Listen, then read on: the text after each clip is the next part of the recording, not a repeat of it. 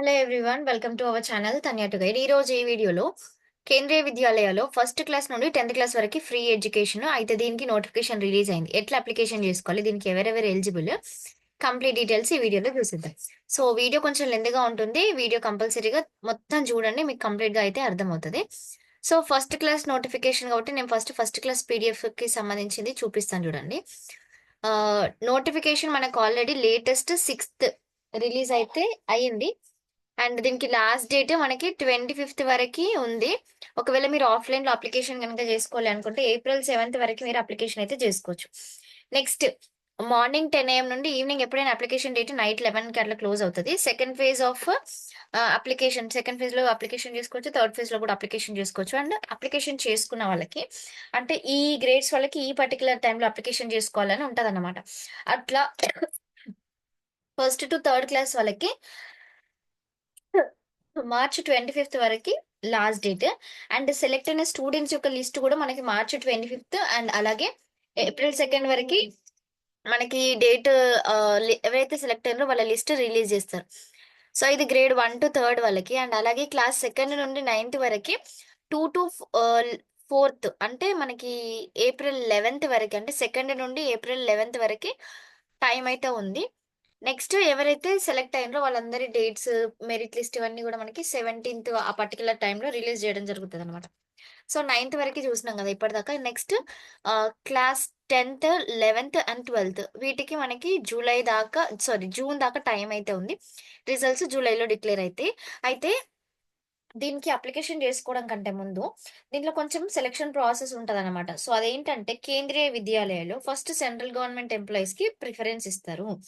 ఆ తర్వాత state government employees పిల్లలకి స్టేట్ గవర్నమెంట్ జాబ్ చేస్తున్న వాళ్ళ పిల్లలకి ప్రిఫరెన్స్ అన్నమాట. సపోజ్ ఇఫ్ నేను ఒకవేళ గవర్నమెంట్ ఎంప్లాయీని, నేను తెలంగాణలో వర్క్ చేస్తున్న ఎంప్లాయీనా? లేకపోతే ఆల్ ఓవర్ ఇండియా నేను సెంట్రల్ గవర్నమెంటా? ఏ జాబ్ అనే దాన్ని బట్టుకొని మనము మనకి ప్రిఫరెన్స్ ఇవ్వడం అయితే జరుగుతుందనమాట.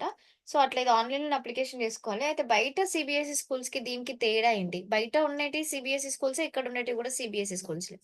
ఎడ్యుకేషన్ సేమే ఉంటుంది. సీబీఎస్‌ఈ అన్నారంటే హోలిస్టిక్ డెవలప్‌మెంట్ ఉంటది. అంటే ఆల్ ఓవర్ డెవలప్‌మెంట్ ఒక చైల్డ్‌కి ఇవ్వడమే సీబీఎస్‌ఈ యొక్క ప్రత్యేకత. సో, అట్లా ఆల్ ఓవర్ డెవలప్‌మెంట్ డెఫినెట్‌గా ఉంటుంది. బయట స్కూల్స్‌లలో ఉన్నంత ఫీజెస్ అయితే ఇక్కడ ఉండవు. అండ్ కంప్లీట్‌గా జస్ట్ రూ. 500 తోటి కొంచెం అప్లికేషన్ చార్జెస్ నార్మల్ వేరే అమౌంట్ లైక్ దానికి రిజిస్ట్రేషన్ వాటికి ఉంటుంది. రెస్ట్ ఎవ్రీథింగ్ ఫ్రీగానే ఉంటుంది. ఏవన్నా చిన్న చిన్నవి ఉంటేమో బిలో 1500, 2000, 3000 హార్డ్‌లీ అవుతదేమో. అంతకంటే ఎక్కువనైతే గాదు. మనం కార్పొరేట్‌లో తీసుకుంటేనైతే చాలా అమౌంట్ పే చేయాలి అన్నమాట.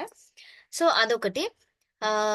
సో, ఎవరైనా ఇంట్రెస్ట్ ఉంటే అప్లికేషన్ చేసుకోండి. అండ్ దీన్ని ఎట్లా అప్లికేషన్ చేసుకోవాలి, ఏంటి అనేది గూడా ఆల్రెడీ మనకి వెబ్‌సైట్‌లో ఒక బ్రోచర్ పెట్టడం జరిగింది. సో, ఆ బ్రోచర్‌లో గూడా ఉంది.